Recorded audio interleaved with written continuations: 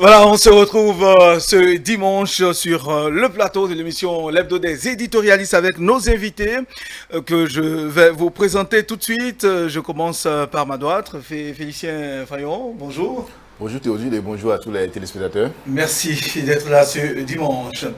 Et en face de vous, nous avons Jos Perzo Anago, directeur de publication de La Dépêche. Bonjour. Jos Bonjour chers confrères, bonjour téléspectateurs de E-Télé. Et bonjour aux amis. Aux téléspectateurs et aux auditeurs. Télé aussi, hein, ah oui, tout à fait. À tout ce beau monde qui nous écoute ou qui nous suit, je leur dis bonjour et bon dimanche. Merci beaucoup. Et troisième invité, Georges Anagonou, bonjour. Bonjour Théodule, bonjour aux collègues sur ce plateau, et bonjour surtout aux auditeurs et aux téléspectateurs qui vont nous suivre et qui feront leur idée de tout un chacun de nous. Très bien, merci.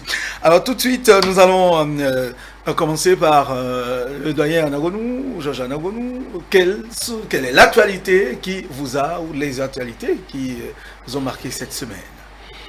Merci beaucoup. Ce qui a retenu mon attention cette semaine, c'est d'abord la sortie des avocats de Dame Rekiat Madougou, qu'il importe qu'on en parle, étant dit qu'elle est une béninoise comme nous, et qu'elle est en situation, si elle est vraiment en situation difficile, nous allons analyser tout à l'heure, et pour savoir, je pense que c'est une situation dont il faut parler.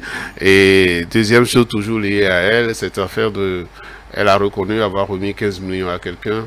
Nous allons analyser pour voir quelle pouvait être la destination de ces 15 millions-là. Très bien. Nous allons commencer d'abord donc par vous. La sortie des avocats de Madougou, un sujet qui rejoint la proposition de M. Jos Perzo Anago aussi, qui aimerait qu'on parle des conditions de détention.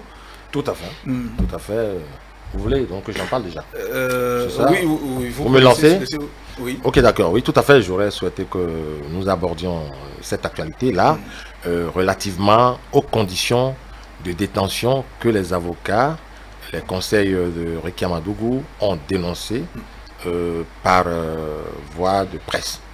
Et donc cela nous interpelle, d'autant que les droits de l'homme, les droits humains auraient été donc méprisés, violentés. Je parle des droits à ce niveau, ce qui ne ressemble pas au Bénin, ce qui ne doit pas ressembler au Bénin, puisque le Bénin devrait pouvoir demeurer un état de droit. Et la présomption d'innocence, jusqu'à ce que je sache, dans le droit positif béninois, demeure. Mais j'ai l'impression que les derniers événements ou les dernières actualités me poussent ou nous poussent à dire que c'est plutôt le contraire, la présomption de culpabilité qui siège, qui a droit de citer. Ce serait dommageable pour nous, dans la mesure où on observe aujourd'hui que par presse interposée ou même les citoyens entre eux, sur les réseaux sociaux déjà, ont fait leur religion de telle ou telle personne qui ont déjà été condamnées, qui ont déjà été jugées coupables, alors que l'affaire est pendante. Mieux encore, on n'a encore pas culpabilisé, par exemple pour citer Rekiat Madougou, mais déjà dehors, elle est déjà culpabilisée, condamnée même à la limite. Donc ça pose un problème, il va falloir s'y pencher sérieusement si nous voulons vivre dans un pays où la paix, la quiétude ou la cohésion sont reines. Très bien, Georges Anago. Oui, merci beaucoup. Je voudrais, lorsqu'une personne est en prison, vous savez, tous les prisonniers ne sont pas les mêmes. Tous les prisonniers ne sont pas les mêmes, compte tenu de ce qui les a menés en prison. Et c'est compte tenu aussi de ça qu'on peut leur faire une condition, en réalité. Parce que si vous êtes un coupeur de route, un homme très dangereux pour la société, lorsque vous allez en prison, on ne vous garde pas de la même manière qu'on aurait gardé quelqu'un qui doit à un ami et qui n'a pas payé et que ça rapporte en prison. Ce n'est pas les mêmes prisonniers. Donc, qu'est-ce qui a amené Dame Rekiat en prison? C'est jusque-là, nous accrochons à ce qu'a dit le procureur. Ce qu'a dit le procureur. Et si on suit ce que le procureur a dit, c'est association de malfaiteurs et terrorisme. Et moi, j'ai dit à plusieurs endroits que en matière de traitement des terroristes, que dans plusieurs pays, parfois les gens crient pour dire les droits de l'homme. Seulement, le terroriste est un prisonnier à part. c'est un prisonnier spécial, c'est des prisonniers très dangereux. Et donc, lorsqu'on les a, on puisse savoir qu'il faut aussi... C'est peut-être ça qui a fait que, bon, on crie, il ne peut pas avoir de visite et tout ça. Le procureur, en s'accrochant à son mobile de terrorisme, veut donner une situation spéciale à cette prisonnière-là. Donc, à partir de analysons les choses à partir de là, à partir du chef d'accusation. Quand le chef d'accusation est si élevé, quand on parle de terrorisme, vous savez, moi je le dis souvent, lorsqu'on crie pour dire on a déjoué le terrorisme, on fait le point, la police fait le point régulièrement pour dire, durant tout ce temps, on a déjoué tel nombre de terroristes et terroristes. Comment, qu'est-ce qu'on appelle on a déjoué? C'est qu'on a des informations, juste des informations. On ne laisse, c'est même très dangereux si un pays fait ça. On ne laisse pas le terroriste passer à l'acte pour pouvoir le prendre.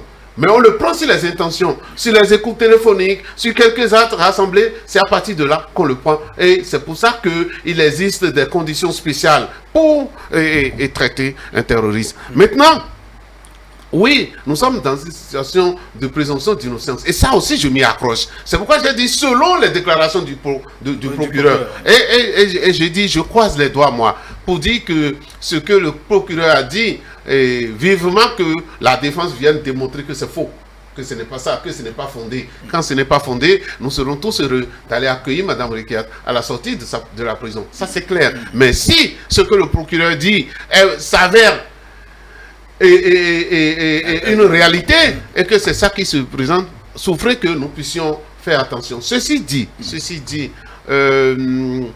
j'ai pas aimé, par exemple, qu'on sorte et qu'on parle comme monsieur tout le monde pour dire, par exemple, qu'une prison n'est pas un hôtel 5 étoiles, par exemple. Moi, je pense qu'il y a des autorités, lorsqu'elles veulent parler, elles doivent châtier leur langage. Elles doivent châtier leur langage parce que moi, je sais que dans des pays, il existe ce qu'on appelle prison de la santé.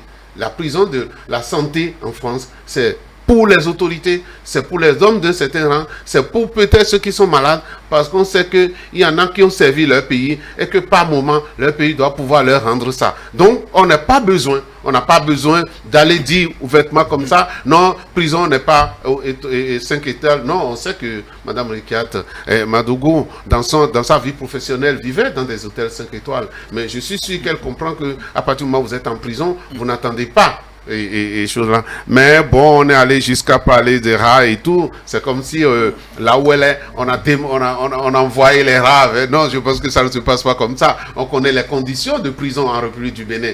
Donc, étant dit qu'on connaît cela, eh bien, soyons modérés lorsque nous abordons les problèmes. Et je suis d'accord avec Joël Chazot, puisque nous sommes ici, entre hommes de la presse, qu'on se dise la vérité. Et quand il y a des dossiers comme ça qui passent, qu'il faut que dans la presse, on ait de retenue.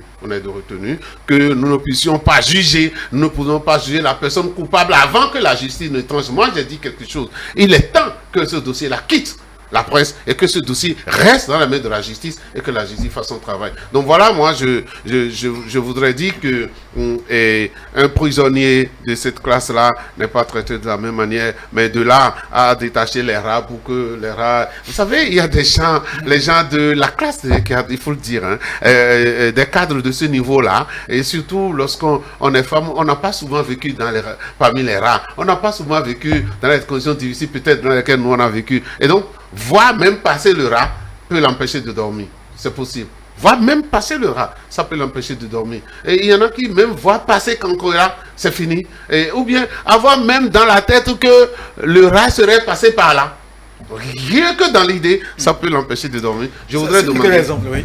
En fait, ce sont des exemples que vous donnez. Voilà, c'est ce que les avocats ont dit. Oui, non, mais parce que c'est pourquoi j'ai dit, est-ce que les avocats ont enregistré le passage de rat pour venir nous dire cela? Il faut, c'est pourquoi, de tout côté, il faut faire attention. Il faut rester circonspect par rapport à ce dossier-là pour que nous puissions avoir un aboutissement heureux le plus rapidement possible. Aboutissement heureux dans tous les sens. C'est-à-dire, si l'acte est avéré, eh bien, tout le monde sera libéré comme quoi ce qu'a dit le procureur, c'était vrai. Mais si l'acte n'est pas avéré et que les charges ne sont pas constituées, que nous puissions aussi être libérés pour savoir que ce dossier-là, on a fini avec ça, parce que ce qui nous attend devant, c'est les élections et c'est plus important. Très bien. Oui, Félicien Voyon, votre avis sur la question. Mais quand je suis l'actualité au sujet de cette affaire, quand je suis également les raisonnements des uns et des autres, je pense que j'en tire une leçon, celle de travailler dans cette vie-là et avoir un nom. simplement.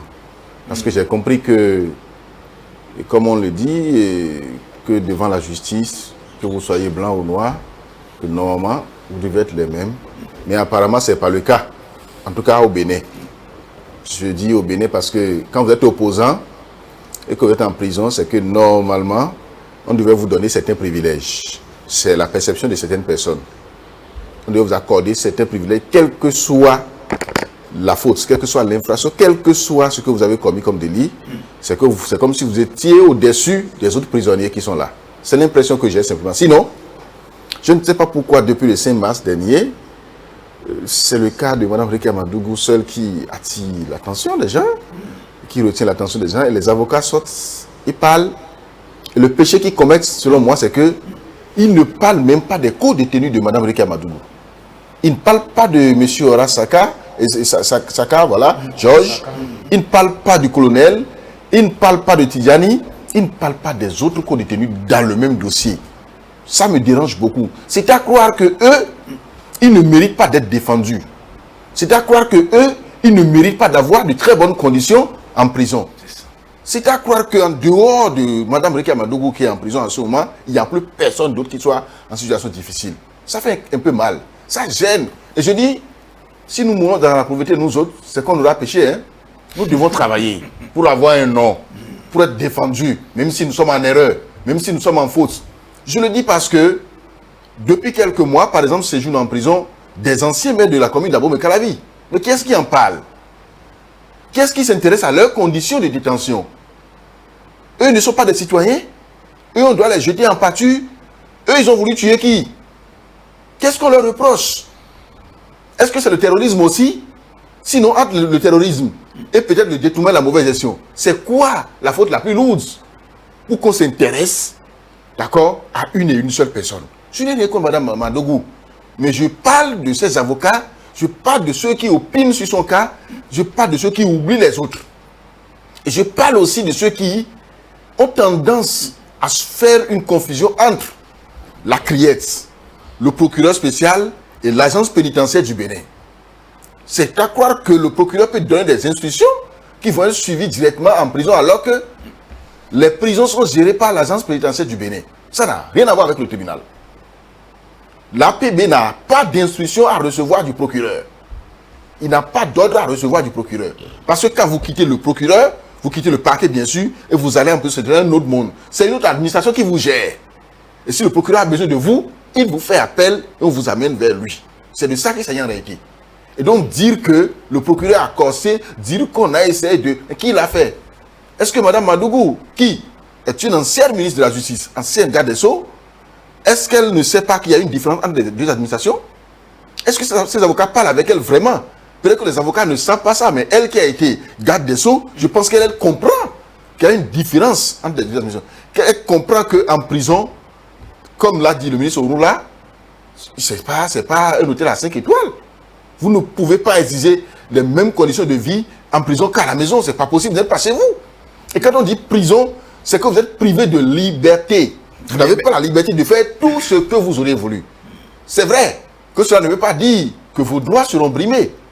Non, mais reconnaissez que vous n'êtes plus en liberté comme tout le monde. Même le fou qui est dans la rue est plus libre que vous. Très bien. Oui, allez-y. On va pas faire du pont, c'est pas mal, je voudrais rebondir sur deux aspects que mon confrère d'en face a abordé. Il reste mon confrère à moi. Toi, tu es le confrère. Oui, confrère reste confrère. Je voudrais dire, dans un premier temps, il a abordé un aspect assez intéressant. Et je voudrais rebondir pour dire parfaitement qu'il a raison, pour dire ceci. C'est vrai, il a raison que parfois on a l'impression que dans une affaire où 2, 3, 4 personnes ont été interpellées ou même gardées à vue, on ne parle que d'une seule personne. C'est vrai, cela me rappelle les affaires où un citoyen du nom de Talon, Patrice, un citoyen comme moi d'ailleurs à l'époque, était mêlé. Il y avait derrière, il y avait toute une flotte d'amis aussi liés à ce personnage. Je ne voudrais pas citer Olivier Bocco, je ne voudrais pas citer Kodo Rémy, je ne voudrais pas citer Nieri Rock, je ne voudrais pas citer ceux-là. Je ne les ai pas cités, s'il vous plaît. C'est pas la même... Est-ce que quand il parlait, est-ce que vous pouvez lui rappeler? Kodo Rémy Rock n'avait jamais été emprisonné, bien gardé dans une affaire liée à la parole. Oui. À aucun moment donné. Rappelez-lui. Oui, mais Rappelez-le lui. j'ai rectifié juste. Rappelez-le lui. Oui, il le sait. Il a compris. La prochaine fois, je prends la férule et je le gère. Alors, dire donc que derrière, il y a un certain Robert, enfin, un certain Dagnon, j'en citerai encore. Mais qu'on ne citait pas Modiaï Ousmane, si je me trompe, si j'écorche les noms, il y avait une flopée de personnes qui étaient liées à cette affaire. Mais chaque jour, affaire talon, affaire Patrice Talon, affaire empoisonnement, affaire tentative de ci et de ça. Ce n'est que de ça qu'on parlait. Il est journaliste. À moins qu'il ait jeté le tablier. Mais on meurt journaliste. On le devient une fois et puis on meurt journaliste. Je le lui apprends sur ce tableau. Et donc, pour dire quoi? Dans notre profession. Et d'ailleurs, on dit, lorsque le train arrive à l'heure, à la gare, ça n'intéresse pas le journaliste. C'est lorsqu'il vient en retard, le train, que nous, on en parle. C'est malheureusement ça. On dit aussi, le chien mort, un homme, ça passe pas comme une information. Tous les jours que Dieu fait, un chien mort dans un coin de rue. Mais lorsqu'il arrive qu'un homme mort, un chien, il y a information. Et donc, Rick Amadougou en prison, co-accusé, entre nous, ça fait mal. Mais lorsque la presse en parle, la presse parlera de Rick Amadougou, la presse parlera de Patrice Talon, par ordre d'importance et de grandeur. Je vous en prie, c'est cela. C'est cynique à la limite, si vous le voulez, mon cher confrère, mais c'est comme cela et vous le savez très bien. Et donc, venir ici dire que vous vous offusquez de fait, qu'on parle plus de celui-ci que de celui-là, je dis non. Même ma présence ici sur ce plateau, je vous en prie, je ne veux pas révéler, ce n'est pas un secret de coulisses. Mais pourquoi vous n'avez pas appelé Tatampion et autres? Vous m'aviez appelé. Parce que vous aviez estimé que je suis en mesure, comme lui d'ailleurs, d'aborder le sujet, ou les sujets dont on va débattre ici. Je voudrais fermer cette parenthèse pour dire que c'est l'importance du sujet, l'importance de la personne, qui fait que on a l'impression que les autres n'en parlent pas. Mais ce n'est pas le fait qu'on n'en parle pas que le dossier ne concerne pas les autres. Le dossier concerne les autres. Et lorsque vous rentrez dans le fond d'un papier, parce que je voudrais surtout, parce que c'est la presse qui en parle en réalité. La presse en parle. On ne peut pas, du début jusqu'à la fin, aborder cette question sans évoquer le nom de M. Saka, sans évoquer le nom de tel ou de tel autre. Mais en épingle, on met en épingle et exprès, on met en épingle Rick Amadougou, qu'on ne le veuille pas. Ça, je voudrais clôturer cette parenthèse pour dire l'autre aspect qu'il a abordé mon confrère et qui m'intéresserait aussi, c'est lorsqu'il dit, et ça je voudrais rebondir aussi par rapport à M. Anangono, les deux ont eu à dire, bon ben, en prison, quel que soit qui vous êtes, vous ne pourrez pas prétendre avoir un espace comme vous l'aviez à la maison. Non, je ne pense pas que les avocats de Rick Amadougou et consorts, si ça vous fait plaisir, aient exigé de l'administration que cela se fasse. Mieux encore, parlant d'administration, mais attendez, l'administration pénitentiaire n'est pas domiciliée à Dubaï, que je sache, c'est sur le territoire béninois. Je suis désolé de lui dire, je ne voudrais... Ben, aujourd'hui, on dit la séparation des pouvoirs. Moi, je peux dire qu'il n'y a pas de séparation des pouvoirs aujourd'hui, par exemple. Je le dis, qu'on vienne me saisir. Il n'y a pas de séparation des pouvoirs. Et autant que nous sommes ici, nous le savons. Vous êtes dans votre rôle en donnant l'impression que vous êtes surpris de l'apprendre de ma bouche. Bon ben, tant mieux. Il fait son travail de journaliste, pourquoi tu... Ah là, ce que vous aviez refusé à mon confrère, ça confrère. Il se trouve donc, il y a tellement du mélange du genre. Aujourd'hui au Bénin, je dis aujourd'hui au Bénin, qu'on ne sait plus où s'arrête les prérogatives de telle institution et où commence celle de l'autre. Mais on a vu dans ce pays, je n'accuse pas le procureur de la République de faire le jeu de qui que ce soit. Mais je dis qu'il n'y a pas véritablement de séparation de pouvoir. Non. Aujourd'hui, malheureusement, c'est le cas. Mais nous allons travailler à ce que c'est mon job, moi. Et chaque Béninois doit faire en sorte qu'il soit à un poste de responsabilité ou non, doit faire en sorte que la justice retrouve ses lettres de noblesse. Que la séparation de pouvoir soit véritablement effective. Ce n'est pas le cas aujourd'hui. Et ce qui dénote de fait que certains citoyens aujourd'hui ne se retrouvent plus à travers la justice du Bénin. Et se disent, ça, il y a une accointance. C'est sûr que le procureur aurait reçu des consignes. C'est sûr que tel aurait reçu des consignes. Mais ne pas comprendre aujourd'hui qu'il y a une situation du genre et faire croire à l'opinion que tout est strictement départagé, mais le ministre de la Justice dépend de qui? Le procureur de la République dépend de qui? Et ainsi de suite. Vous voulez, je vous en citerai. Donc, bref, encore qu'à une époque donnée, on avait la possibilité d'écouter les magistrats s'élever contre une décision de justice ou autre pour dire nous ne sommes pas d'accord. Il n'y a plus aucun magistrat aujourd'hui qui peut se mettre futile de l'UNAMA ou quoi que ce soit pour dénoncer quoi que ce soit. Non, on n'en entend plus. Et je ne suis pas sûr qu'on entendra encore tant que le mode de gestion de gouvernance que nous avons ici au pays va continuer. Et donc, moi, je voudrais dire, pour rassurer chacun de nous, lorsqu'on vous envoie en prison, vos droits, vous devriez les avoir. Que vous soyez voleur de poulet ou ancienne directrice de la Banque mondiale, que sais-je encore, moi, je voudrais plutôt vous prendre à contre-pied pour dire, vous avez les mêmes droits.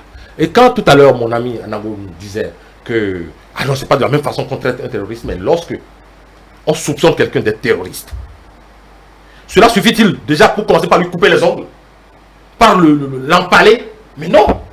C'est ce que je disais au départ, ici, sur ce plateau, en disant, la présomption d'innocence est passée par où? C'est devenu au Bénin la présomption de culpabilité.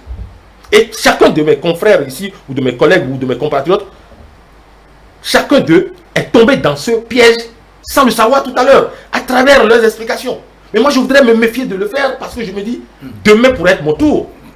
Sans que je n'ai commis un crime, on pourrait m'embastiller. Il y a des gens aujourd'hui qui sont en prison. Et Dieu seul sait. C'est ça. Je pense que c'est un dire que la dernière phrase de mon grand frère Perzo me fait dire ceci. On dit chez moi, en milieu adja, que ce n'est pas parce qu'on a peur, d'accord, que, je ne sais pas, au champ, il y a des trucs dans lesquels on met des tisons, des trucs de feu là. Pour aller exploiter le vin de Voilà, et on dit, c'est pas parce qu'on a peur que cela va se percer qu'il faut mettre ça dans la main. D'accord? Demain pourrait être notre tour.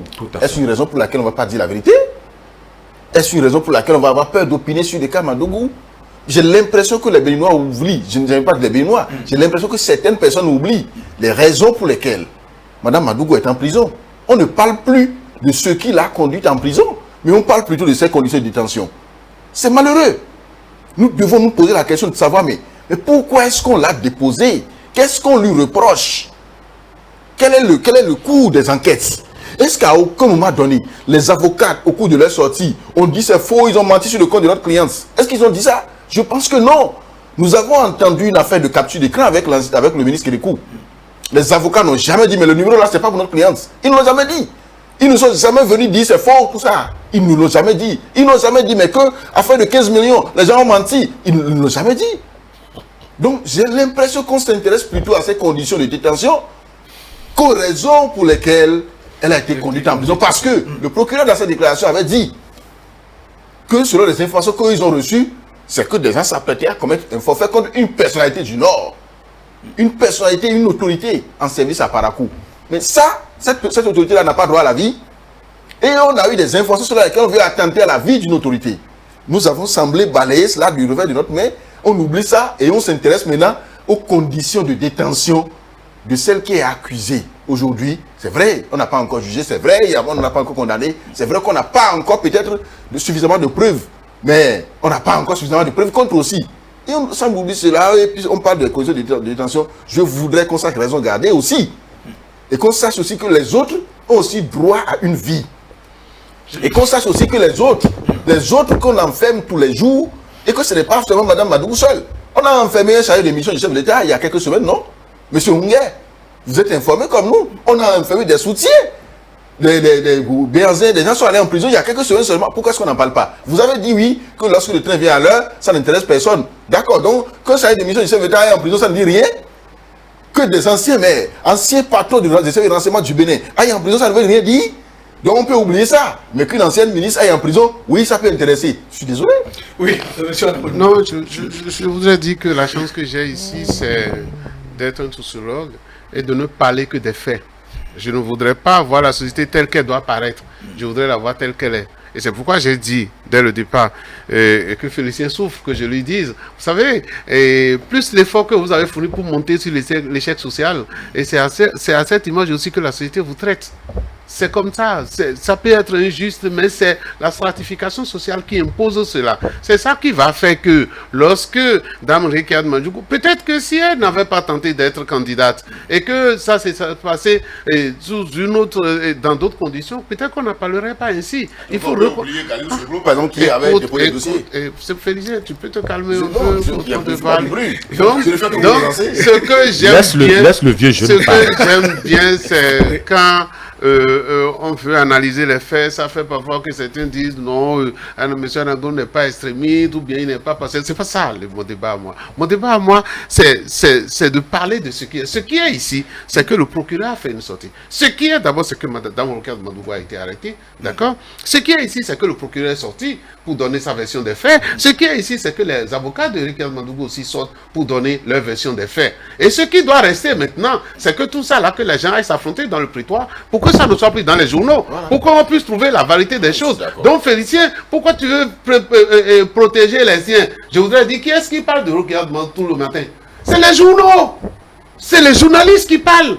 Et qui finissent de régler le problème dans les journaux, qui finissent de culpabiliser, qui finissent de traiter le dossier. On ne doit pas faire ça. On doit rester, nous devons tous rester au conditionnel dans ce dossier-là, pour savoir que, comme il a dit, ça peut arriver à n'importe qui. Tel qu'on va parler de Dame Ricard Madougou, c'est vrai, Félicien. Quand ce serait moi en prison, on ne parlerait pas comme ça. Quand ce serait toi, on ne parlerait pas comme ça. Mais c'est la vie sociale, c'est la société elle-même qui est organisée comme ça. Plus vous évoluez sur l'échec social, plus on parlera de vous, plus vous avez de statut, plus on attend de vous. D'accord? Et moi, j'ai dit que quand on a un dossier pareil, surtout lorsqu'on traverse la période que nous sommes en train de traverser, il faut être très serein. Il faut être très serein et régler et discuter le problème avec toute la sérénité possible. Et c'est pour ça que je disais tout à l'heure, quand dit de cette manière-là, quand vous êtes en prison, vous n'êtes pas en état et hôtel 5 étoiles, ça semble de la raillerie en fait. Et c'est ça que je refuse pour dire, si c'est toi qui le dis, je peux me taire. Mais lorsque c'est une autorité de la République, lorsqu'elle veut parler, il faut châtier le langage. Il faut dire des trucs qui ne vont pas révolter. Parce que ce que nous voulons, tout ce que nous voulons après, c'est la paix au Bénin. Et pour la période que nous voulons traverser, que nous puissions aller en paix. J'ai dit, personne ne viendra dire le contraire ici. Parce que lorsque Dame Ricard Madougou a écrit à Jeune Afrique pour dire j'ai sorti 15 millions. Ah, j'ai dit on commence pas à trouver les sources de ce que le procureur a dit, parce que le procureur a dit il y a eu transaction. Si elle avait dit j'ai jamais donné 15 millions, on va dire alors il n'y a pas de transaction, le procureur a menti. Mais on commence pas à trouver le début de la vérité. Peut-être qu'elle dira, elle a dit aujourd'hui je ne connais pas, ou bien elle connaît pas le colonel. Qui sait si demain elle dira je connais le colonel. Si les faits commencent pas à se constituer comme ça, est-ce que nous allons encore dire qu'on a intiquiné quelqu'un, on a taquiné quelqu'un pour l'apprendre? Moi, j'ai dit, et je redis sur ce plateau-là, j'ai dit que moi, en tant que président de la République, si nous apportons une période comme ça, et que je vois des gens qui donnent l'impression de soulever le peuple, qui donnent l'impression d'appeler à la rébellion, je vais les prendre. Je vais les prendre parce que si ce qui s'est passé en mai 2019, où il y a eu des morts, ce qui s'est passé, si le gouvernement avait été proactif, au moment où j'ai appris que les gens sont venus à Cotonou en bus, il fallait arrêter ces bus-là, il fallait les enfermer tous. Si on avait fait, d'autres n'auraient pas perdu leur vie. C'est ça la proactivité en matière de sécurité d'un pays, en matière de gestion de la sécurité. C'est ça la proactivité. Peut-être que ce que le procureur fait aujourd'hui, c'est de la proactivité. Si c'est de la proactivité que ça va sauver la vie aux gens, pourquoi nous allons nous offusquer par rapport à ça? Moi, je ne me suis pas offusqué par rapport à ça. Seulement, je demande que tout le monde soit serein et qu'on laisse le dossier à la justice. Et que la justice aussi, je suis allé même dire quelque part, et je redis ça ici, j'ai dit, quand on parle de la criette, il y a une charge psychologique qui est entrée dans la tête des Béninois. Vous y allez là pour aller en prison.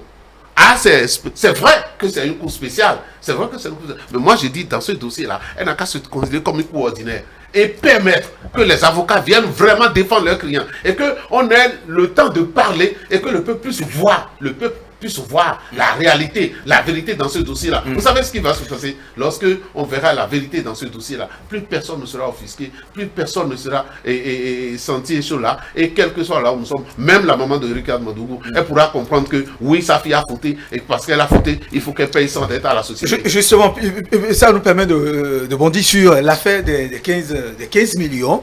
Oui. Les 15 millions que Mme Madougou a accepté avoir remis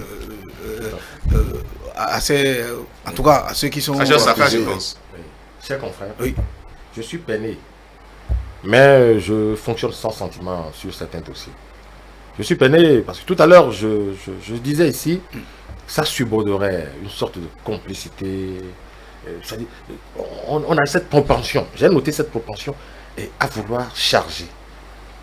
Et au même moment où mes collègues en face ici, mes compatriotes disent ici, il ne faudrait pas que la... Bon, lui il ne l'a pas dit.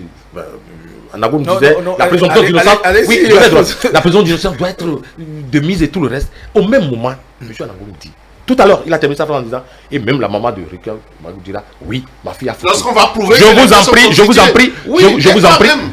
dites-lui que j'ai encore la parole. Oh, Pézo. Il le sait. Je voudrais dire ceci, depuis que je suis là, pourquoi je ne me suis pas mis à aller dans le sens de l'accusation? Parce que c'est une affaire qui se gère entre un juge, enfin, dans un tribunal, au sein d'un tribunal, et non sur un plateau de télé, moins encore dans une rédaction de journaux. J'ai entendu quelqu'un dire, les éléments dont nous sommes en présence, suffit-il pour que, je vais rebondir sur les 15 millions, suffit-il pour que le préfet, enfin, le procureur de la République ait déclaré que nous avons les informations qui nous sont parvenues font état de ce qu'il y a une forte somme. Je voudrais bien préciser, une forte somme. 15 millions, c'est fort. C'est lui qui anime l'émission, c'est ça? Là, je vais lui faire face et puis... Non, c'est pas interdit non plus de répondre aux gens. C'est interdit dans le cas d'espèce dans la mesure j'ai la parole. C'est formellement interdit dans la mesure. Allez-y, monsieur Anako. Mais il faudrait... Vous avez toujours la parole là, vous perdez quelques secondes aussi. Ne me laissez pas créditer un télé de... Non, allez-y, non, s'il vous plaît. Dites à ceux qui me il a compris, monsieur. Allez-y, monsieur Anako. Là, j'ai eu la galanterie. Oui. La grandeur d'esprit de me taire. Bien sûr, allez-y. Oh, ben dis donc. Allez-y. Je peux y aller maintenant? Très bien. Arrête de terroriser les gens. Le procureur de la République disait une forte somme. Évidemment, une forte somme. 200 francs CFA, c'est une forte somme. Hein? Ailleurs, dans mon village, 1000 francs CFA, ça vaut son pesant d'or. 15 millions de francs CFA. Si désormais au Bénin, l'évocation de 15 millions de francs CFA pour telle tâche est désormais constitutive de délit de terrorisme, je prends acte. Parce que lorsque cette personne, dont je ne voudrais même plus citer le nom, avant de partir de ce plateau, que Dieu t'en préserve, me garde de citer encore son nom, je ne voudrais pas, je vais faire l'effort de ne pas citer son nom. Cette personne dit, moi, j'ai donné, je vais être trivial, terre à terre, 15 millions de francs CFA pour telles activités. Et vous m'obligez à aller sur un débat que je me suis refusé de faire, dans la mesure où ceux qui doivent faire ce débat existent, ils sont payés pour, et ils sont armés pour. Mais malheureusement, je dois en parler un peu. 15 millions de francs donc pour, et a dit pour ce pourquoi. Moi, de mon observatoire, il m'est interdit. Je m'interdis de dire c'est faux. Ceux qui doivent dire c'est faux sont là-bas. Je ne dois pas non plus dire que les 15 000 francs, les 15 millions sont suffisamment énormes pour constituer la forte somme dont on parle ou non. Mais je dois considérer, citoyen ou journaliste, que tel a dit les 15 millions, je les ai envoyés pour faire telle activité. Je m'en arrête là. Et je m'interdis de croire que c'est faux. Et je m'interdis de dire sur ce plateau ici que voilà, maintenant, le délit est constitué. Le dire, c'est faire semblant de ne pas être en harmonie avec le credo que soi-même on a développé, à savoir, laissons la justice faire son job. Est-ce que c'est en laissant la justice faire son job que l'on peut dire sur un plateau de télé que les 15 000 francs, les 15 millions constituent maintenant une part de vérité? Parce que j'ai entendu ça ici sur ce plateau. Je dis, sachons raison garder. Ceux qui ont dit, sachons raison garder, je voudrais les inviter à véritablement savoir raison garder. La paix que nous cherchons à cultiver, la paix commence d'abord par ça. La paix commence d'abord par dire, attention, je ne voudrais seulement qu'une chose, que la justice soit faite. Je ne voudrais seulement qu'une chose, que le droit soit dit. Je ne voudrais seulement qu'une chose, que l'équité soit. Lorsqu'on commence à dire ça, on est contributeur de la paix. Je voudrais faire l'effort, je ne le suis pas pour le moment, je voudrais faire l'effort d'être contributeur de la paix en disant, seule la justice va trancher. Et que 15 millions, tel que l'autre l'a libéré en disant, les 15 millions, je les ai destinés à telle chose. Il ne me revient pas, moi, perso, ici, sur ce plateau, de dire c'est faux. C'est bon maintenant, ça constitue la charge que le procureur a évoquée. Je dis que c'est faux. Et le procureur, je ne suis pas sûr que le procureur puisse dire voilà les 15 millions. Et le procureur ne l'a pas dit. Laissons ceux qui doivent faire Nous allons pas écouter Félicien sur sur l'affaire des 15 millions. 15 millions, dire que je donne raison à M. Perzo qui estime que ce n'est pas sur un plateau de télévision qu'il faut apprécier certains faits. Il n'y a que la justice. Les avocats qui sont bien payés pour ça, nous on n'est pas payés pour ça. C'est à eux de faire le débat et de nous dire ce qu'il y en est. Je voudrais aussi dire que personne n'accuse ici Mme Madougou, personne ne lui en veut, personne ne dit qu'elle est responsable de ceux dont on l'accuse. Mais moi, personnellement, je suis en train de me prononcer sur la manière dont le débat est traité au sein de l'opinion publique. Ça, je suis contre, je continue de le dire. Quoique, le rang social importe, mais moi je pense que devant la justice, nous devons être égaux. Ça c'est clair, et c'est ma position à moi. Et donc, qu'elle réclame des conditions, tout ça, ça c'est elle, mais je pense que si demain quelqu'un d'autre va en prison, on doit pouvoir lui respecter aussi ses droits et le mettre aussi dans les mêmes conditions que les autres. Par rapport aux 15 millions, en attendant que la justice nous dise ce qu'il y en est, moi je m'en tiens seulement aux dates évoquées. Parce que, selon l'information que nous avons lue dans la presse, c'est que les 15 millions ont été remis à une date qui est donc supérieure, d'accord, à la décision de la Sénat par rapport à la candidature de Mme Madougou. Elle n'était plus candidate. Antérieure. Je pense antérieure. Non. Antérieure, voilà. C'est-à-dire qu'elle n'était plus candidate. La Sénat avait été claire, ces dossiers ont été rejetés. Elle n'était plus candidate. Elle n'est pas chef de parti. Elle n'est pas dans les instances du parti Les Démocrates. À quel titre devait-elle remettre de l'argent à des gens pour faire de la mobilisation à la base après que ces dossiers soient rejetés? Je ne sais pas. Est-ce que c'est une faute que la loi punit? Je ne sais non plus. Je pense que la justice pourra donc vraiment fouiller et nous donner les détails par rapport à ça. Toutefois, Monsieur Anagon a dit tout à l'heure que la presse, c'est la presse qui en parle. Mais je voudrais savoir, si les avocats invitent la presse à une conférence de presse, on doit y aller, on doit relayer. Si ça donne même lieu à des commentaires, la presse va le faire. La presse joue son rôle. Et donc, on parle du dossier tout le temps. On ne s'offusque pas, oui, on est journaliste. S'il vous plaît, moi je dis, je m'offusque du traitement, d'accord, que l'opinion publique fait de son cas, de sa personne. Moi, c'est mon cas. Donc, pour moi, la justice va régler ce problème et nous donnera certainement raison. Si c'est elle qui a tort, c'est sûr, elle va fuger sa peine, ça va passer.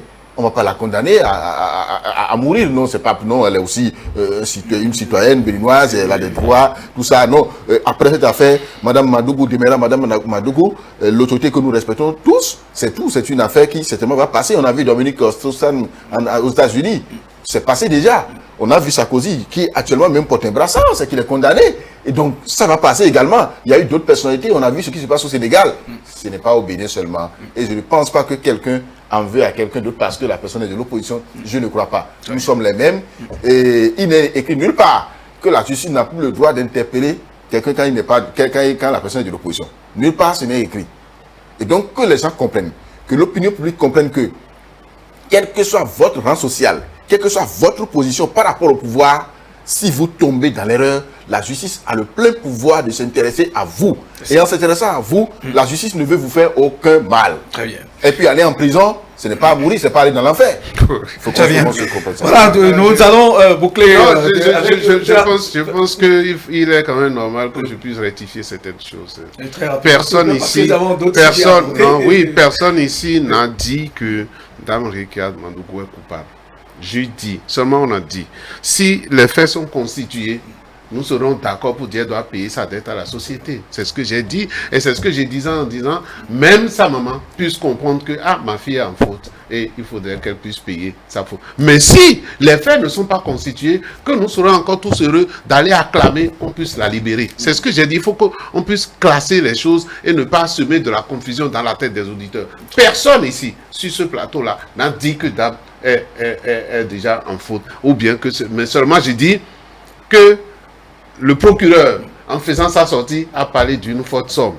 On pouvait dire, non, c'est faux, il n'y a jamais eu de transaction, d'accord? Mais la dame même est venue dire, il y a eu de transaction. Mais voilà ce pourquoi la transaction est déterminée. Ça aussi, il revient au juge de pouvoir d'apprécier cela. Parce que sur un plateau, avec une télé de la diaspora, on m'a dit, oui, mais on a toujours donné plus que ça, c'est vrai. Et le financement d'un parti politique, c'est pas 15 millions. C'est plus que 15 millions. C'est de forme colossale qu'on donne seulement lorsque, si on vient déterminer que c'est pour financer son parti, c'est son droit de financer son parti. Nous allons évoluer avec l'autre sujet qui intéresse M. Anago, c'est bien sûr l'audience que le chef de l'État a accordée au colonel à la retraite Pascal Tawes. Oui, merci chers confrères, c'est vrai, ce sujet m'intéresse.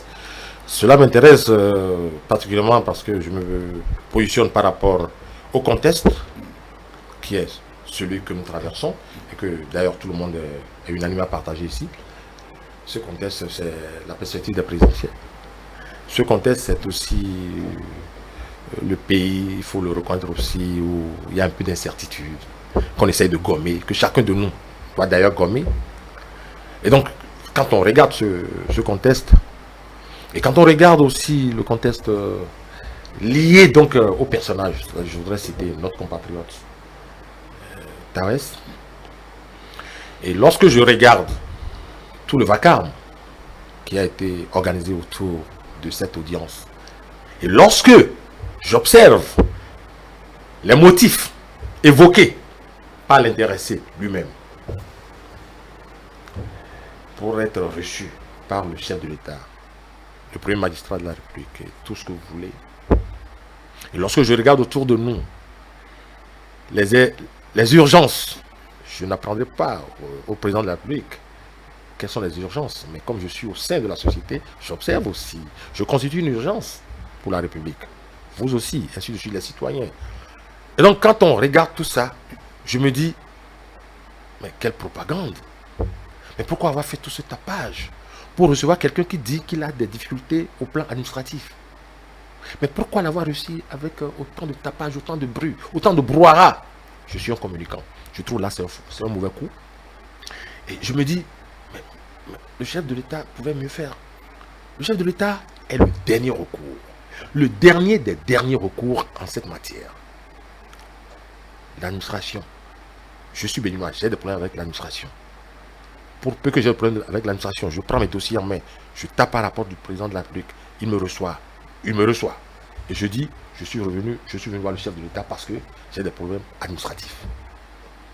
Ce pays qui est doté d'institutions fortes, je le présume, avec tout ce qu'il y a comme échafaudage, réglé comme au pifomètre, je crois que le problème de notre compatriote pouvait être déjà résolu, à moins que derrière, il ne se cache autre chose. Et c'est ce pourquoi je dis, il s'agit alors d'une propagande, parce que là, c'est faussé en termes de communication. Le chef de l'État s'est laissé aller à ce jeu, me semble-t-il. Je ne sais qui l'a conseillé, mais ce n'était pas normal de le faire ainsi. Oui, Georges Anagono, votre réaction? Merci beaucoup. Au début, sur des plateaux, j'ai refusé d'opiner sur ce fait-là. Pourquoi? Et tout un chacun de nous, le président de la République demeure le père de la nation. Absolument. Et un père, qu'est-ce qu'il fait? Il est prêt à reconnaître les enfants qui sont dociles et tout, mais celui qui est indélicat aussi, il le reconnaît comme son enfant. Et lorsque celui-là est disponible, a dit, papa, je reviens, je veux me corriger, je ne veux plus faire des trucs qui font que tu es choses-là, eh bien, il revient à ce papa-là de pouvoir prendre cet enfant-là. Et moi, je considère que c'est ce qu'a fait. Je considère que c'est ce qu'a fait le chef de l'État en recevant M. Tawes. Le chef de l'État, qu'on juge ici, on pense qu'il n'est pas ouvert, on pense qu'il n'est pas tolérant et tout, qu'il prenne quelqu'un qui l'a menacé de mort parfois, qui a sorti des vidéos graves sur lui, mais qui, en lui-même, dit, mais je veux quand même vous rencontrer parce que j'ai des problèmes. Oui, ça peut être un effet de communication pour le chef de l'État, de dire, oui, mais voilà, vous dit, n'importe qui demande à me rencontrer, moi, je peux le recevoir. Et j'ai entendu que quelqu'un aussi doit venir. Moi, il faut séparer les choses. Si M. Tawes a commis des fautes envers la société et qu'il doit payer son prix, le fait qu'il soit allé rencontrer le chef de l'État n'efface nullement ce qu'il a été. Et si la justice a vraiment des preuves contre lui, la justice doit se saisir pour dire, eh bien, monsieur Tawes, venez, vous allez répondre des accusations. Est-ce que c'est parce qu'il est allé rencontrer le chef de l'État que la justice ne va pas faire ça? Je pense que non. Je pense que la justice n'est pas encore tombée à ce niveau-là. Seulement qu'on laisse le temps toujours à cette justice, qu'on trouve qu'elle est trop pressée sur certains cas, qu'on lui laisse le temps de pouvoir constituer le dossier et de trouver que M. Tawes doit répondre. Que jusque-là, on n'a pas encore parlé de justice non plus. Je conseille. Non, je dis, ce que les gens évoquent, non, c'est ça que je dis tout, je vous l'ai dit sur le plateau, pour dire ce que les gens évoquent lorsqu'ils fustigent ça, c'est parce qu'ils pensent au passé de M. Tawes. Et ils pensent à ce que M. Tawes est. Disons-nous la vérité. Mais moi, je dis, le fait que le chef de l'État l'ait reçu n'efface pas si, entre-temps, il avait commis des fautes, qu'il puisse les payer. Et je pense que je laisse souvent dire à M. Perzo, moi, je n'ai pas encore de problème qu'il puisse m'amener vers le chef de l'État. Mais s'il en a, il faut demander audience, vous serez reçu. Très bien. Non, mais moi, je comprends à travers cette audience que les soutiens des acteurs politiques, des politiciens à la base, doivent savoir que les débats d'idées qui se font en politique, ce n'est pas des guerres où on peut dire, bon, on ne va plus jamais se saluer, on ne va plus jamais se voir. Parce que si on voit le colonel Tawes aujourd'hui reçu en audience par le chef de l'État, le président Patrice Talon, devant caméra, des micros, c'est la preuve que au Bénin, nous sommes en paix. Au Bénin, nous sommes un pays de paix. Nous nous aimons, nous nous acceptons. J'ai même vu quelqu'un qui a ramené sur les réseaux sociaux les déclarations de Tawes aux États-Unis avec l'ancien ministre Komi Kouché et tout ça. Moi, il s'entretenait avec la diaspora béninoise aux États-Unis. Cela pour dire que il n'y a pas de position que les uns et les autres adoptent aujourd'hui pour ne pas changer demain, pour ne pas voir la réalité demain. Au lieu que les gens perçoivent ça comme une erreur de communication, je pense plutôt que c'est une très bonne action de communication qui doit donner des leçons à ceux qui sont à la base, ceux qui soutiennent les uns les autres pour que, même si c'est une suite lors d'un meeting politique et que derrière, ils puissent se voir pour se saluer. Ce n'est pas la guerre. L'autre chose que je comprends à travers ça, c'est que le président Patrice Talon est un homme ouvert. C'est un homme qui pardonne, enfin qui excuse, j'allais dire, qui comprend.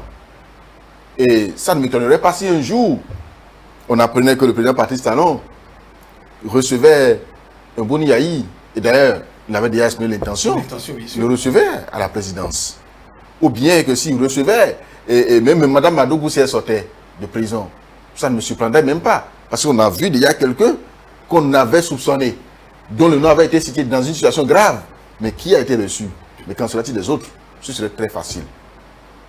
Troisième chose, pour dire que ce n'est pas une erreur de communication, mais les audiences du chef de l'État habituellement sont médiatisées si on en juge, vraiment si on juge cela nécessaire, en dehors des audiences privées ou bien celles qui ne voudraient pas faire cela, sinon que quelqu'un, un ancien attaché de défense de notre pays, d'accord, aux États-Unis, je pense que le recevoir en audience devant caméras et micros, ça ne pose aucun problème. Et puis il est venu poser un problème sérieux quand même.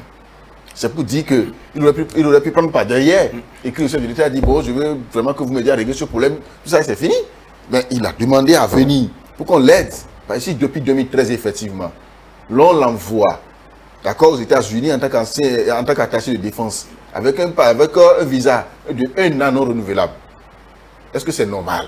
Et depuis 2013, 2014, 2015, 2016, jusqu'à ce que ceux qui l'ont envoyé ne quittent le pouvoir, ils n'ont pas pensé à régler ces problèmes, ils n'ont pas pensé à l'aider pour qu'il revienne. Je pense que c'est excessivement grave. Donc c'est la preuve que, même quand vous soutenez les gens bêtement, il peut arriver que vous soyez oublié, que vous soyez ignoré, et que ce soit vos adversaires, je ne dirais pas vos ennemis, que ce soit vous que vous combattez, que ce soit eux qui vous aident. Oui, vous avez suivi le colonel à sa sortie d'audience où il a dit que, bon, au regard de tout ce qui s'est passé, il a présenté des excuses au président de la République qui les a acceptées. Et c'est quand même fort. Vous savez, oui. Cher confrère, je peux parler? Oui, allez-y, vous avez la parole. Moi, comme je l'ai dit tout à l'heure, je fonctionne sans état d'âme. Je fonctionne dans une règle que je me suis fixée, à savoir, je laisse les faits fonctionner et je les accompagne. J'ai tout à l'heure, exprès, j'ai insisté sur le motif évoqué lorsqu'il avait ces dossiers sous les bras par notre compatriote Tavares. Je suis venu voir le chef de l'État parce que j'ai un problème administratif à régler. Et j'ai opiné là-dessus tout à l'heure en disant ça peut se régler. Si ça ne s'est pas réglé, pour reprendre les propos de mon confrère Fagnon, Félicien, si ça ne s'est pas réglé sous ceux qu'il soutenait, pour le prendre au mot, depuis 2013, 14, 15, 16, on est entré en 17, 18, 19, 20. 21. Non, je voudrais m'en arrêter là. Ça pouvait se régler, me semble-t-il. C'est administratif. Alors moi, petites gens de la société, perdus dans les tréfonds de nos vieux quartiers, comment est-ce que... Le quartier, c'est où? Mes petits problèmes que j'ai, au tréfonds de Vossa, mes problèmes que j'ai, comment je peux, alors un jour, avec mes dossiers sous les bras, taper à la porte du chef de l'État, aller le lui exposer. Je dis, essayez. Par respect pour lui et pour son poste, je préfère d'abord commencer par chercher le ministère le plus proche qui pourrait connaître mon problème. Ainsi de suite. Mais le cas de Tavares, c'est un cas spécial. Non, je vous en prie. Il y a eu des déclarations. Évidemment, c'est pour en venir à votre déclaration. Donc, exprès, je suis resté sur ce qui est motif évoqué par... C'est là où je parle d'une action de communication qui n'a pas fonctionné. Lorsque ça a été préparé, on devrait lui dire. Quand ça se fait dans les coulisses, tu vas aborder le sujet dans tel sens. Vous voulez apprendre ce que veut la communication? Je vous en prie, et on constate souvent qu'il y en a. Ça arrive, que ça fasse flop. Et c'est pas physique que vous avez le Les meilleurs communicants peuvent faire flop. Et ils se rendent, tiens, ça nous a échappé. Je dis, est-ce que nous ne sommes pas en face peut-être? Je dis, peut-être. Puisque, attends, qui suis-je pour dire que c'est exactement ça? Non, je dis, est-ce que. Moi, j'ai perçu cela comme un flop. Parce qu'en réalité, oui, choisir un sujet. Et ça aurait été clair et net. Je suis arrivé parce que, franchement, ça me pèse. Je suis venu dire au père de la nation, au premier des magistrats, que je reconnais maintenant que j'ai posé des actes qui n'étaient pas nobles. Je lui présente mes excuses. Un sujet, un angle, et on avance en communication. Mais lorsque vous choisissez plusieurs angles, vous ne faites pas de la communication, vous faites de la propagande. Parce que quand ça rate ici, vous prenez par ici. C'est ce qu'on est en train de faire. Ça patauge, je ne trouve pas, d'autres prennent cet angle. Et donc, moi je dis ceci. Il a présenté ses excuses. S'il se sent coupable de quelque chose, si en tant qu'humain, homme, et pas n'importe lequel, parce que j'ai cru comprendre que nous avons la même idée de ce personnage, à savoir que ce n'est pas quand même n'importe qui, attaché de défense. Et puis quand on regarde son pédigré, quand on regarde son pédigré, ça dit ça doit être un homme d'éthique. Ah, me semble-t-il, hein, quelqu'un qui a de la parole, un militaire. Le militaire a de la parole. Lorsqu'on le voit dans cette posture, et qu'il a estimé que cette posture qu'il a adoptée n'est plus sa posture, c'est son droit le plus absolu. Il vient se complaire en excuse. Il peut rouler dans la poussière, faire du salam alek. Ça l'engage. Mais lorsque tout ça a été monté pour passer à la télé, alors que le chef de l'État, je ne lui apprends pas son job, mais je l'ai élu. Ah oui, il est redevable. Donc j'attends de lui qu'il règle les problèmes les plus urgents de la nation. Qui sont plus urgents que le dossier administratif. Qui sont plus urgents que je suis venu demander pardon parce que, oui, parce qu'en vrai, nous tendons vers une élection où il y a beaucoup d'incertitudes, je l'ai dit ici. Est-ce que c'est un drame que de dire qu'il y a d'incertitudes? Si vous pensez qu'il n'y a pas d'incertitude, moi je pense qu'il y a des incertitudes. On a besoin de la certitude du chef de l'État. On a besoin du chef de l'État qui nous apaise. Je dis nous, peuple béninois. On a besoin du chef de l'État qui apaise ceux qui ne croient pas en ces élections. Il y en a qui ne croient pas. Mais si ici, sur ce plateau, certains y croient, d'autres n'y croient pas. Je dis, mais est-ce que le chef de l'État doit apaiser sa nation? Ce n'est pas les salamalek du genre. Il y en a qui méritent d'être écoutés. Il y en a qui méritent d'être suivis. Il y en a qui méritent d'être appelés. Le chef de l'État, on l'a élu pour ça. Oui, on l'a élu pour ça, on ne l'a pas élu pour régler le dossier administratif de cette manière-là. Donc, vous savez, ailleurs, dans les pays du Nord, lorsque les compatriotes sont bloqués comme ça à l'étranger, il arrive même parfois qu'on dépêche même des avions, bien avions pour aller les chercher. Et donc, c'est le chef d'État qui le fait. Non, s'il vous plaît. Ici, je vous ai dit qu'il s'agit d'un ancien attaché de défense de l'ambassade du Bénin pour les États-Unis. 1. Il s'agit d'un colonel à la retraite. Ça fait 2. Le chef d'État est juste là, ministre de la Défense, puisqu'il a un ministre délégué. Il est encore ministre de la Défense, s'il vous plaît. Il est le patron de l'administration. Regardez, c'est en 2 jours. Il était malade. Il dit qu'il était malade. C'est médecin ont dit qu'il était malade. Il dit, attends, je ne peux que dire ça. Ces médecins ont dit qu'il est malade. Ces avocats ont dit qu'il est malade. Le chef d'État était ici. Il n'a pas été évacué. On ne l'a pas libéré. Non, je vous en prie. 52 jours. 52 jours. Est-ce que vous étiez au cœur des échanges, des discussions? 52 jours.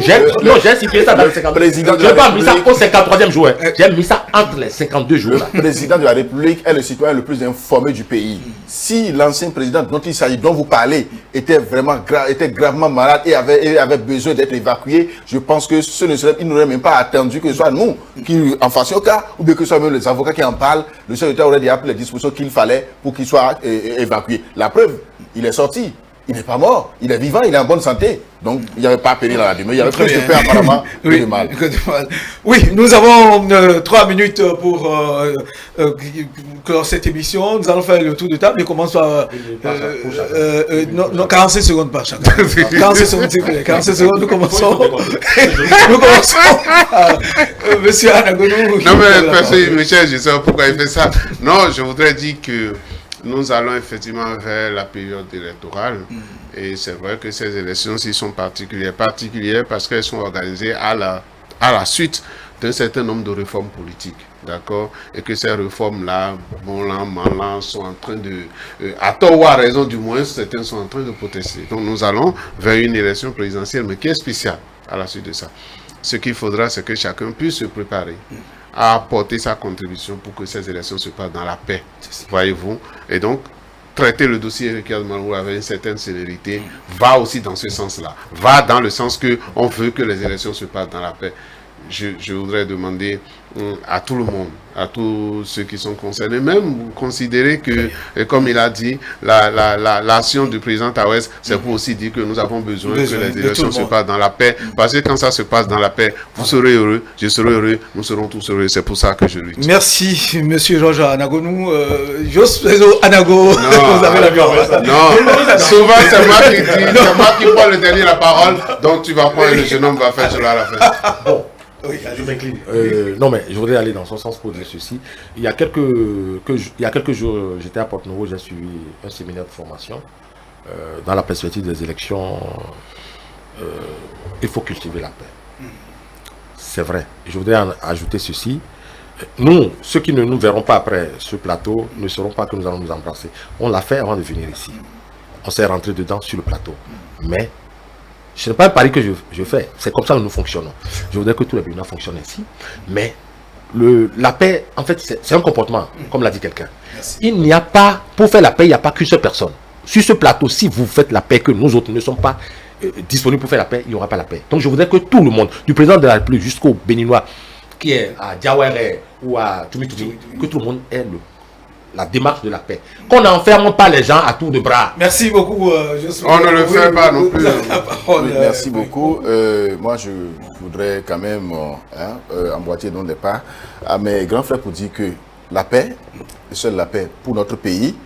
Et je voudrais aussi comprendre, en tant que journaliste et veilleur de conscience, que tout ce que les gens remarquent, tout ce que la police, la justice font, tout ce qu'elles font en ces temps-ci, certainement concourt à la préservation de la paix. S'il y a des interpellations, c'est sûr que c'est de la proactivité. C'est pour anticiper, d'accord, sur certains faits. C'est pour préserver notre pays de certains coups que des gens préparent. Donc que des gens ne prennent pas ça pour un acharnement politique, ou bien quand on envoie convocation à quelqu'un, on dit c'est fini, il y a problème. Non, moi je considère ça comme des actions de la police pour préserver la paix. C'est de l'anticipation, c'est pour que nous puissions, nous autres, vivre dans la paix. C'est pour que les élections se déroulent dans la paix. Et c'est sûr qu'après les élections, s'il y en a parmi ceux qui sont interpellés, qui ont été interpellés, ou bien qui sont en cours d'interpellation, on ne leur reproche rien, ils vont retrouver leur liberté. Très bien. Merci à vous, Jospezo Anago, directeur de publication de la Dépêche. Monsieur Georges Anagonou, merci, consultant en communication, sociologue. Et puis, Félicien Fayon, du quotidien Le Matinal. Mesdames et messieurs, ainsi prend fin le plateau de l'hebdo des éditorialistes de ce dimanche 21 mars. Merci de nous avoir suivis. Tout juste après nous, la compilation, la boucle de l'information donc sur ETélé. Et puis après, le débrief avec toute l'équipe de Dimanche Politique. À dimanche prochain donc.